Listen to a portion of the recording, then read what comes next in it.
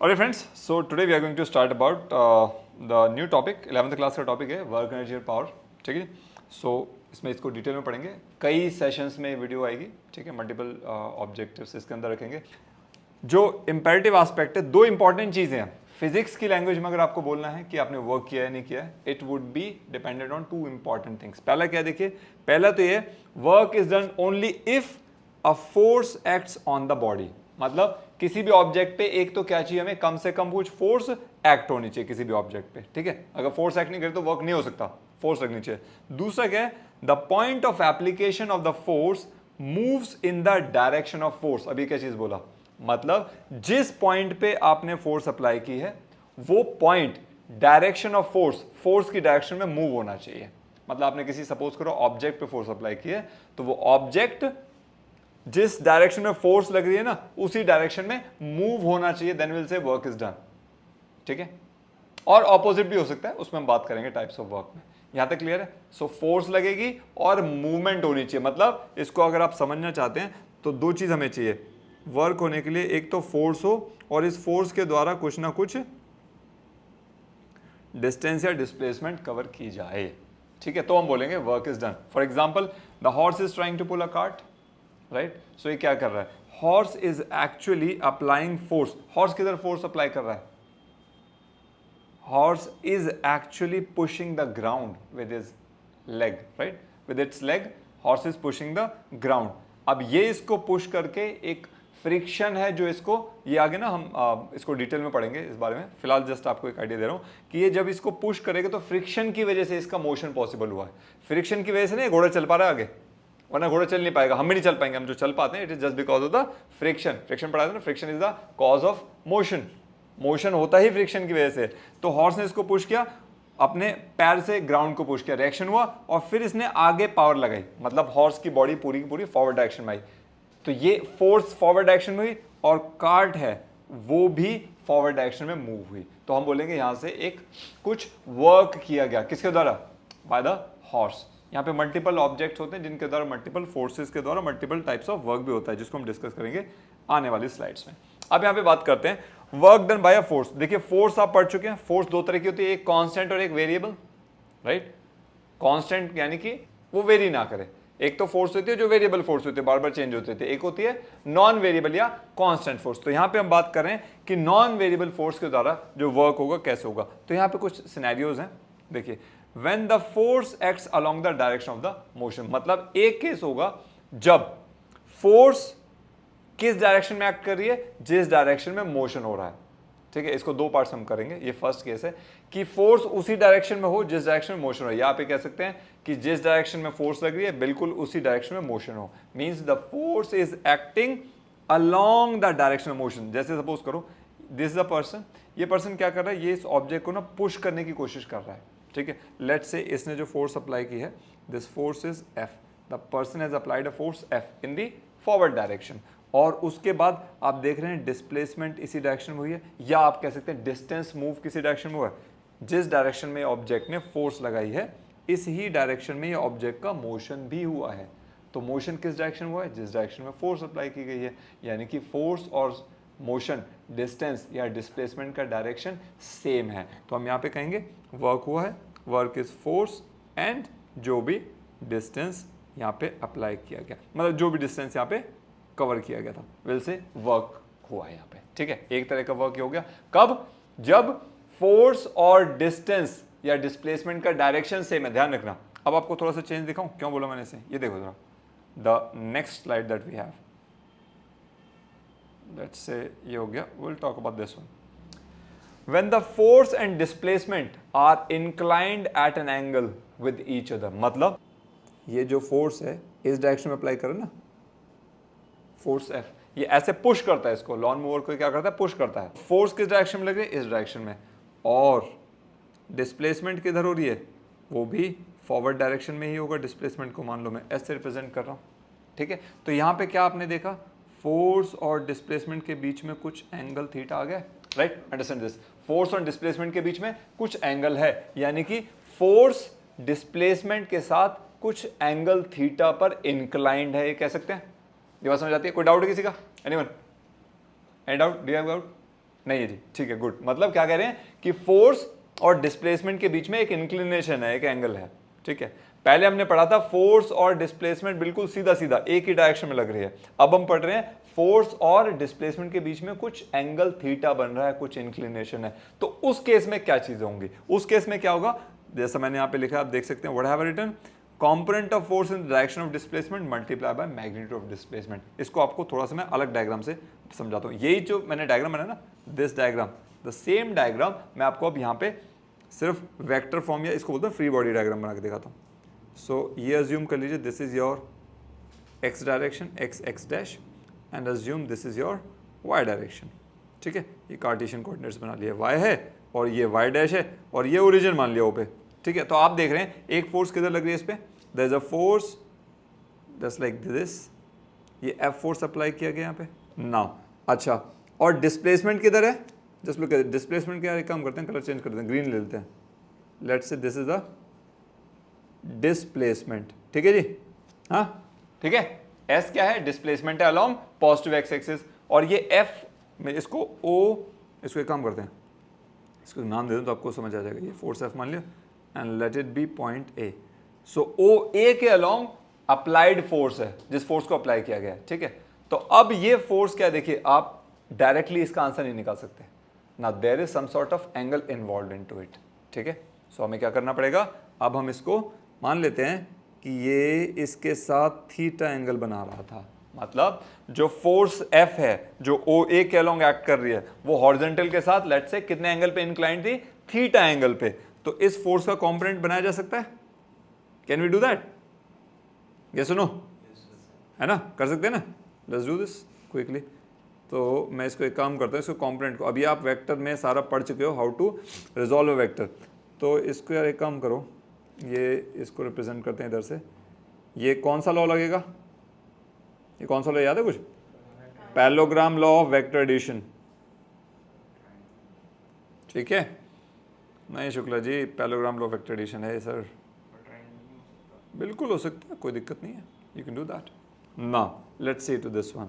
सो यहाँ पर देखो, इसको एक काम करते हैं, मैं आपको दिखा दूँ क्या है। लेट्स से ये यहाँ पे we are doing it, let's say this side as well. तो देखो यहाँ पे विल सी, अब हमने क्या किया, इसको एक पैरेललोग्राम जो हमने लॉ पढ़ा था, अब ये वेक्टर है, इसको रिजॉल्व कर डालेंगे। सो दो कंपोनेंट्स में होंगे और आपको पता है कौन सा होगा, थीटा के साथ वाला जो कंपोनेंट है वो होगा, कौन सा होगा, F cos theta, very good. ये हो गया थीटा के साथ वाला कंपोनेंट, और इसके परपेंडिकुलर यहाँ पे क्या आ जाएगा जी, दैट वुड बी, इसको दोबारा बना के देते हैं, so this would become F sine theta, ठीक है। तो ध्यान रखिए, अब जो फोर्स का जो कंपोनेंट है जो रिस्पॉन्सिबल है इस वर्क के लिए, हम क्या बात करेंगे, वो कौन सा है, जो डिस्प्लेसमेंट के अलोंग जा रहा है, you are getting this point, जो डिस्प्लेसमेंट के अलोंग एक्ट कर रहा है। मतलब यहाँ पे वर्क डन अगर आपको निकालना पड़े, let's say work is equals to component of force in the direction of displacement, कौन सा बेटा है, एफ कॉस थीटा, और साथ में हमने क्या बोला, मैग्नीट्यूड ऑफ डिस्प्लेसमेंट। अज्यूम कर लो ये यहां से जो डिस्प्लेस होकर के ये ए पॉइंट से चला था बी पॉइंट पे पहुंच गया, ये जो मैग्नीट्यूड था ये एस मान लिया डिस्प्लेसमेंट का, so F cos theta into S, is that clear ना। इसको आप आगे करेंगे। सो आप पढ़ चुके हैं, दो वेक्टर्स जब होते हैं ना, देखो आपने क्या पढ़ा था, ये ऑलरेडी डन दिस वन, ये देखो यहाँ पढ़ा, तो ये है वेक्टर ए, ठीक है, ये है वेक्टर बी, ठीक है जी, और इन दोनों के बीच में एंगल है थीटा। सो आपको पता है हमने ए डॉट बी पढ़ा था कुछ, ए बी कॉस थीटा, आपने पढ़ा था vector A dot vector B क्या होता है, ए बी कॉस थीटा, ठीक है। तो यहाँ पे देखिए, ये हम इसको मान लें, एक वेक्टर हमारा क्या है डिस्प्लेसमेंट, एक वेक्टर क्या है फोर्स, तो इसको मैं क्या ऐसे रिप्रेजेंट नहीं कर सकते, work done is equals to F dot S, can we say this, yes और no, any doubt, do you all agree with this. तो हम इसको क्या कह सकते हैं, work done is the dot product और scalar product of force and displacement. ये बात समझ आई, वर्क क्या होता है, work is the dot product या स्केलर प्रोडक्ट, आप लोगों को समझ आ रही है, right, work is the dot और स्केलर प्रोडक्ट किसका, फोर्स और डिस्प्लेसमेंट का। बात समझ आई, कोई डाउट नहीं है, आगे चले, वेरी गुड। अब इसी चीज को रिलेटेड देखिए, अब हम बात करते हैं वर्क का नेचर। वर्क का नेचर होता है तीन तरह का, मतलब हम वर्क को बोल सकते हैं कि पॉजिटिव वर्क है, हम वर्क को ये बोलेंगे कि नेगेटिव है, या हम बात कर सकते हैं कि वर्क इज जीरो, ठीक है, वो नेचर कैसे, लेट्स डिस्कस। फर्स्ट केस मैंने यहाँ पे कंसीडर किया है पॉजिटिव वर्क। ये कब होगा, इसकी स्पेशल कंडीशन है जो मैंने आपके लिए सीधा सीधा यहाँ पे लिख दी है, and that is when applied force या component applied force is in the direction of displacement. यानी कि उस केस में होगा क्या, थीटा होगा एक्यूट। एक्यूट मतलब लेस देन 90 डिग्री। सही बोलो गलत बोल रहा हूं, पक्का, do you agree? Cos theta क्या हो जाएगा इस केस में, पॉजिटिव। ये कैसे होगा, कैसे होगा कॉस थीटा पॉजिटिव, बताइए। एक्यूट अगर थीटा है, एंगल थीटा है, एक्यूट है, तो कॉस थीटा पॉजिटिव कैसे होगा? देखो क्वाड्रेंट आप बनाते हो यहाँ पे, ठीक है, यानी कि इस क्वाड्रेंट में, फर्स्ट क्वाड्रेंट में कॉस थीटा क्या होगा, पॉजिटिव होगा। सारे पॉजिटिव होते हैं ना, ऑल क्या था, ऑल स्कूल टू कॉलेज या ऑल साइन टू कॉस, क्या था वो, ऐसे पढ़ते ना, after school to college. Very good यार, मेरे तो स्कूल कॉलेज सब बंद हो गया, मैं तो बहुत आगे निकल गया, ठीक है। So after school to college मतलब सारे के सारे, ए फॉर ऑल, मतलब फर्स्ट क्वाड्रेंट में सारे पॉजिटिव होते हैं। सो अगर थीटा आपका एक्यूट है, मतलब 90 डिग्री से कम है, तो कॉस थीटा पॉजिटिव होगा। अगर कॉस थीटा पॉजिटिव होगा तो आपको वर्क का फॉर्मूला क्या पता है, work is equals to F S cos theta, ये सुनो। अभी हमने पढ़ा ना, वर्क डन क्या था हमारा, F dot S, F force है और एस क्या थी हमारा, डिस्प्लेसमेंट था, तो एफ एस कॉस थीटा। अब अगर मुझे वर्क कैसा चाहिए, पॉजिटिव चाहिए, तो मुझे एफ पॉजिटिव चाहिए, जाहिर सी बात है फोर्स अप्लाई की होगी तो पॉजिटिव ही होगी। डिस्प्लेसमेंट कुछ ना कुछ तो हुई होगी, मान लेते हैं पॉजिटिव है, तो मेजर फैक्टर क्या रहा, मेरा कॉस थीटा भी पॉजिटिव होना चाहिए। मतलब अगर कॉस थीटा पॉजिटिव है तो मेरा जो वर्क होगा वो पॉजिटिव होगा। फॉर एग्जांपल देखिए, फ्री फॉल के केस में सपोज करो ये एक ऑब्जेक्ट आप देख रहे हो, बॉल है, एक बच्चे ने बॉल को डाउनवर्ड डायरेक्शन में क्या किया, ड्रॉप कर दिया, थ्रो नहीं किया। Throw is something when it is actually applying some force. उस केस में भी आंसर सही आएगा, बट हाँ हमें इसकी टर्मिनोलॉजी समझ आनी चाहिए। थ्रो का मतलब क्या है और ड्रॉप का मतलब क्या है। ड्रॉप मतलब इनिशियल वेलोसिटी 0 है और थ्रो मतलब इनिशियल वेलोसिटी कुछ दी थी हमने, इसलिए ध्यान रखेंगे। So coming to this point, यहाँ देखो, तो इस बच्चे ने क्या किया बेटा, इसने इसको नीचे थ्रो कर दिया, तो इस ऑब्जेक्ट पर थ्रो नहीं किया, सॉरी ड्रॉप किया है। यहाँ पे मैं लिख देता हूँ be specific over there, drop, ball को ड्रॉप किया गया है, ठीक है। जब इसको ड्रॉप किया तो इस पे फोर्स कौन सी लग रही है बॉल पे, कोई बताएगा मुझे फटाफट से? कोई फोर्स लग रही है, नहीं लग रही ना, ड्रॉप किया, लग रही है नहीं लग रही है, लग रही है। क्या बोलते हैं उसको, ग्रेविटी। ग्रेविटी मतलब जिस फोर्स से अर्थ किसी भी ऑब्जेक्ट को अपने सेंटर की तरफ पुल करती है, तो फोर्स ऑफ ग्रेविटेशन किधर है बेटा, वो force equals to its weight equals to mg, और वो क्या है, डाउनवर्ड है। अच्छा, इसका जो मोशन है बेटा वो किस डायरेक्शन में, डिस्प्लेसमेंट, डिस्प्लेसमेंट भी डाउनवर्ड है ना। सो थीटा कितना होगा इस केस में, थीटा होगा 0 डिग्री, यस और नो। अगर 0 होगा तो इट्स अगेन पॉजिटिव, एक्यूट है ना, मतलब 90 से कम है, अपना काम चलता है, ठीक है। तो उस केस में वर्क कैसा होगा हमारा, पॉजिटिव। समझ आया कि या तो फोर्स और डिस्प्लेसमेंट की डायरेक्शन बिल्कुल सेम हो, या वो कुछ एक्यूट एंगल पे भी हो, even then the work would be positive. क्यों, क्योंकि cos थीटा हो जाएगा पॉजिटिव इस केस में, और अगर cos थीटा पॉजिटिव होगा तो मेरा वर्क डन भी पॉजिटिव होगा। ये बात समझ आई या नहीं? कोई डाउट है तो मुझसे पूछ सकते हैं, नो डाउट। आगे चलें, do you have a question? और चलो जी आगे चलते हैं। Next is negative work. अब इस केस में क्या है, देखो क्या लिखा मैंने, व्हेन अप्लाइड फोर्स या component applied force is in the opposite direction of displacement, मतलब थीटा ऑब्ट्यूज होगा, ठीक है। अब जरा देखें इसको, ये सपोज करो, ये पता क्या है, ये एक बॉल है, इंक्लाइंड प्लेन पे रोल कर रही है, नीचे आ रही है बॉल, ठीक है। अब इसमें फोर्स किधर लग रही है, इस पे नीचे, ऊपर नीचे लग रही है ना, गुट्टू को ध्यान से देखो, फोर्स ऑफ फ्रिक्शन ऊपर लगेगी अगेंस्ट द मोशन। मोशन किधर बेटा, मोशन इधर लग रहा है, मैं इधर बनाता हूं आपको, look at this. So you have your motion in this direction, ठीक है। ये क्या है, डायरेक्शन ऑफ मोशन, यानी कि ये क्या है, डायरेक्शन ऑफ डिस्प्लेसमेंट। समझ आ रहा है जो लिखा है मैंने, डिस्प्लेसमेंट लिखा है, थोड़ा छोटे से गंदी राइटिंग कर दी, सॉरी, ठीक है। फोर्स किधर लग रही है इस पे, फोर्स हमेशा क्या होता है बेटा, between the surfaces in contact, दो सरफेस जो कांटेक्ट मारे मोशन के टाइम पे, वहां पे फोर्स लगती है। और ये फोर्स कैसी है, this is force of friction which opposes the motion. Good to go, right. अब इसका आपको मैं फ्री बॉडी डायग्राम बनाऊं या इसी में बना के दिखाऊं। Now look at this, suppose ये आपका वर्टिकल एक्सिस है and let's say this is your horizontal axis, ठीक है। And let me do one thing, ये थोड़ा सा आपको क्लैरिटी हो जाएगी, सो मैं just make them like this, ठीक है। नाउ लुक एट दिस, ये सिनेरियो अपने पास now. So if this is force of friction F,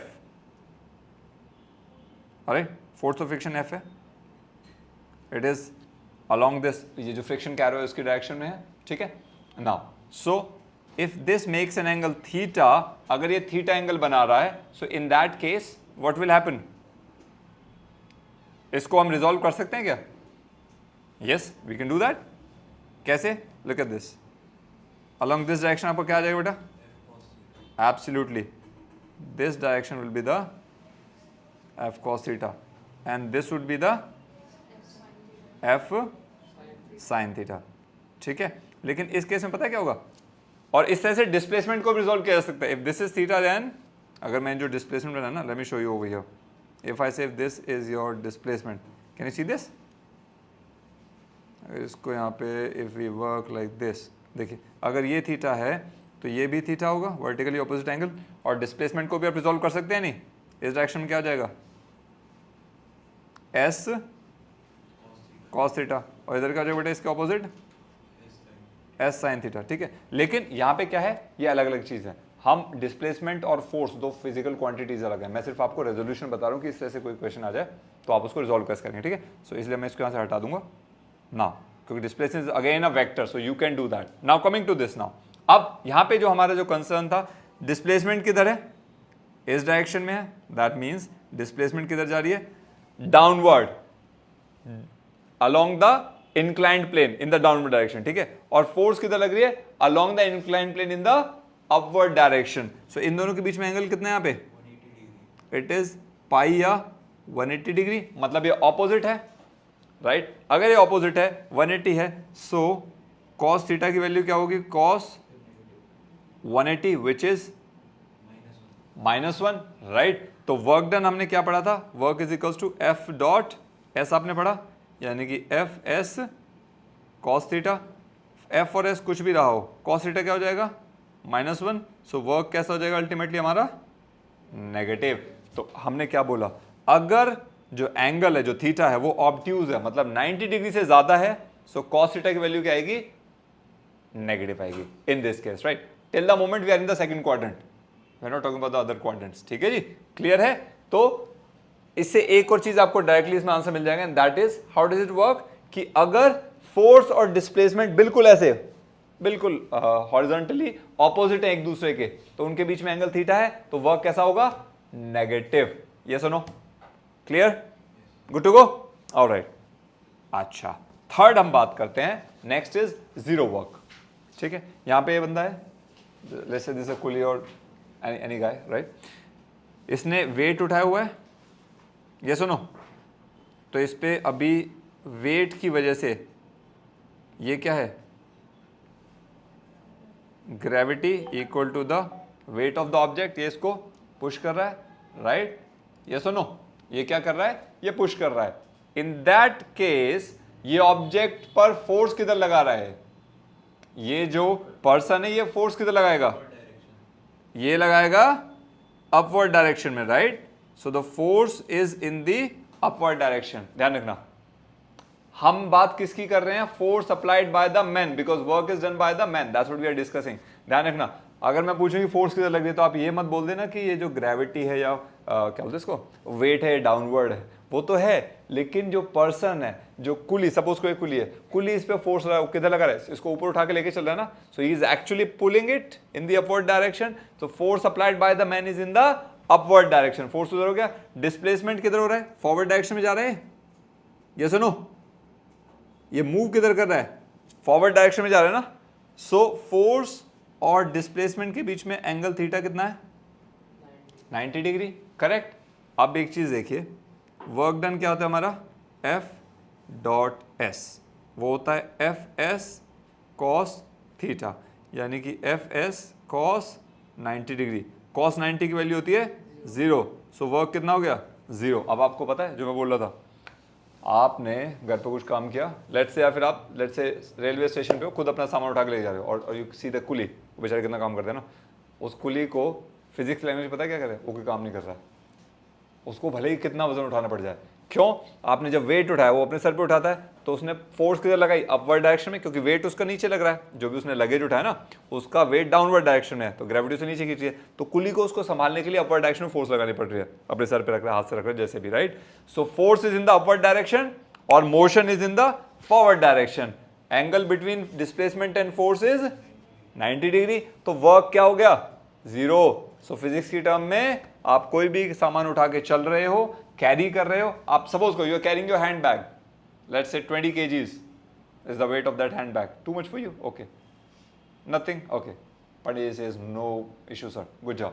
He's a strong guy. तो आप उस कैरी बैग को लेके चल रहे हो, तो उस पे वेट किधर लग रहा है? डाउनवर्ड। लेकिन आप किधर लगा रहे हो? उसको पुल ऊपर कर रहे हो, सो फोर्स किधर लग रही है? By you. Force applied by you is in the upward direction, और आप उसको लेकर कैसे सामने चल रहे हो? So displacement would be in the forward direction. Force और डिस्प्लेसमेंट एंगल कितना है? 90 डिग्री। वर्क कितना हो गया? cos 90 zero. वर्क डन क्या हो गया? जीरो। यानी कि आप कितना ही वजन उठा के चल रहे हो, आपने भले ही कुछ भी किया हो, अपने काम कितना किया फिजिक्स टर्म्स में? Zero. I hope you are clear with this zero work concept. Any issues over there? No? फटाफट से यूनिट और डायमेंशन देख लेते हैं। वर्क की डायमेंशन क्या होती है? ml t-2 नहीं होता, नहीं होता, मिसिंग है यहाँ पे 2। ठीक है, ये कैसे होता है? देखिए, work is equals to, work done क्या होता है? फोर्स इंटू डिस्प्लेसमेंट की हमने बात की, फोर्स खुद अकेला ml t-2, तो ये शायद टाइप करता है, मेरे से मिस हुआ है, इनटू डिस्टेंस का l, तो क्या हो जाएगा? ml2 t-2। Is that clear? So that should be the dimension for work. Clear है? ml2 t-2 याद रहेगा, डिस्टेंस का l, तो क्या हो जाएगा? ml2 t-2। Is that clear? So that should be the dimension for work. Clear है? ml2 t-2 याद रहेगा। Alright, moving ahead with the units. Unit होती है दो तरह की, और ये जैसे फोर्स की पढ़ी थी हमने unit, there are 2 types of units. याद है जब पढ़ाया था मैंने? क्या था उसमें? एक होती है एब्सोल्यूट, एक होती है ग्रेविटेशनल। दोनों में एसआई और सीजीएस होती है। समझिए, जब एब्सोल्यूट यूनिट की बात करोगे तो फोर्स की एब्सोल्यूट यूनिट क्या होती है? जूल। आपने नॉर्मली जूल ही पढ़ा होगा, और जूल की वैल्यू होती है बेटा 1 न्यूटन इंटू 1 मीटर। ये कहां से आया? फॉर्मूला देख लो, आपके सामने है, F into S.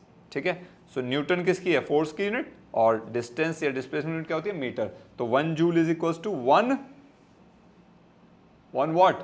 Newton metre. So ये क्या हो गया इसका? SI unit, joule. ठीक है, सीजीएस में होता है वो अर्ट्स। न्यूटन का सीजीएस यूनिट होता है डाइन, और आपको ये पता होगा 1 newton is equals to 10⁵ dyne. ठीक है, ये वैल्यू पुट करते हैं, और 1 मीटर में कितने सेंटीमीटर होते हैं? 10⁻2 centimetre. So that is the value of 1 joule. ठीक है जी, क्लियर है? सो 1 जूल में कितने अर्ट्स होते हैं? 10⁻7 अर्ट्स। इसी तरह से ग्रेविटेशनल में आ जाइए। ग्रेविटेशन यूनिट क्या होती है? अगेन एसआई टर्म्स में होता है केजी मीटर। क्या बोलते हैं इसको? Kilogram metre. You can see this, kg metre. Gravitation unit क्या होती है? Kilogram metre. अब 1 किलो मतलब, आप इसको कन्वर्ट करोगे ना, 1 kilogram metre can be written as 1 kilogram weight, kg weight. जैसे फोर्स का था ना, kg weight, kgf, kg force, KGF movie वाला नहीं, केजी फोर्स, वो देखो केजीएफ बोल लो, केजी वेट है उसका मतलब। So this is equals to 9.8 newton. ठीक है, सो 1 किलोग्राम मीटर में 9.8 न्यूटन मीटर होते हैं। एक ही हो गई इसकी ग्रेविटेशनल यूनिट में SI system. Correct? CGS system gravitation unit में अगेन इसका होता है अर्ट्स में, आप देख सकते हैं, दैट इज 1 किलोग्राम। ये अर्ट्स यहां से कॉपी हो गया शायद इसका, दैट्स ओके, नो रेलेवेंस। 1 ग्राम, मैं इसको मिनिमाइज करता हूं, 1 ग्राम सेंटीमीटर। सीजीएस यूनिट क्या होती है इसकी? 1 ग्राम सेंटीमीटर मतलब 1 ग्राम वेट। जैसे 1 किलोग्राम मीटर में 1 किलोग्राम वेट होता है, 1 ग्राम सेंटीमीटर में 1 ग्राम वेट होता है। ठीक है, इंटू 1 सेंटीमीटर 989, इंटू 1 सेंटीमीटर 989 हो जाएगा।